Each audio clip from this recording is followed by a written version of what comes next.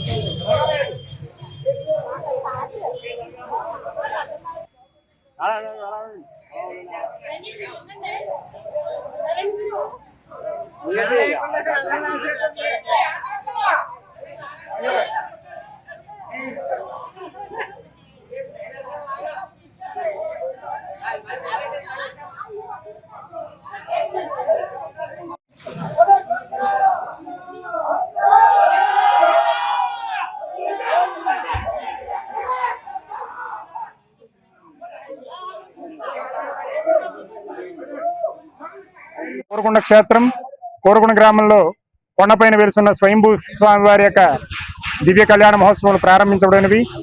అందులో భాగంగా ఈరోజు స్వామివారి యొక్క రథాన్ని ఒకసారి స్వామివారిని బయటికి తీసి రథాన్ని బయటికి తీసి మరమ్మతుల కోసమని విశ్వబ్రాహ్మణుల యొక్క సహకారంతో స్వామివారిని ఈ రథాన్ని బయట తీయడం జరిగింది. ఈ ఫిబ్రవరి పాల్గొన శుద్ధ దశమి రోజుని స్వామివారి యొక్క అంకురార్పణ పుట్టమన తెచ్చుటతో ప్రారంభించి పాల్గొన శుద్ధ ఏకాదశి రోజుని స్వామివారి యొక్క కళ్యాణ మహోత్సవం జరపబడుతుంది.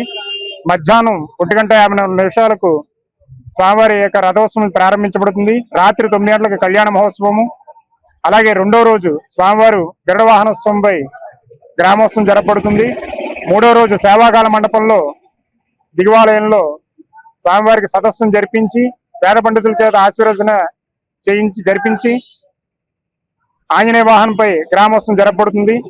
నాలుగో రోజు శ్రీభూ సమేత రంగనాథ స్వామి ఆలయంలో శ్రీభూ సమేత రంగనాథ స్వామి వారి యొక్క కళ్యాణ మహోత్సవం జరపబడుతుంది. ఆ రోజు గజవాహనంపై స్వామివారు శ్రీ లక్ష్మీనరసింహస్వామి వారు విహరిస్తారు.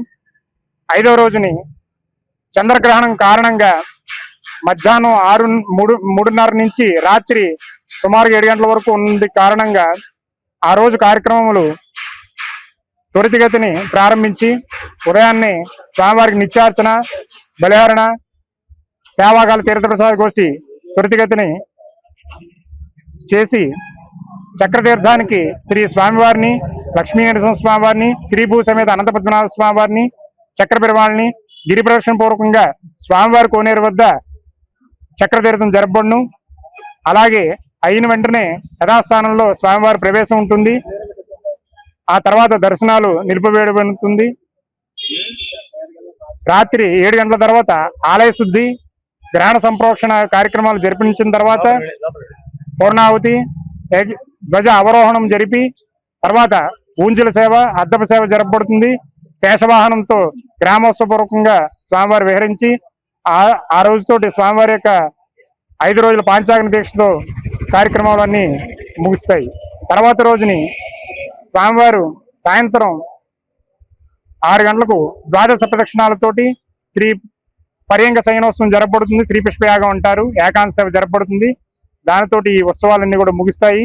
ఈ కార్యక్రమం అన్నింటికి కూడా శ్రీ వైఖానస భగవత్ శాస్త్రాన్ని అనుసరించి వైష్ణవ సాంప్రదాయంగా అత్యంత వైభవంగా స్వామివారి యొక్క సేవలు జరుగుతాయి. అందరూ కూడా ఈ యొక్క కార్యక్రమంలో పాల్గొని భక్తులందరూ కూడా స్వామివారి యొక్క అనుగ్రహం పొందాలని కోరుకుంటూ ఓం శ్రీ లక్ష్మీ నరసింహ పరబ్రహ్మణే నమః.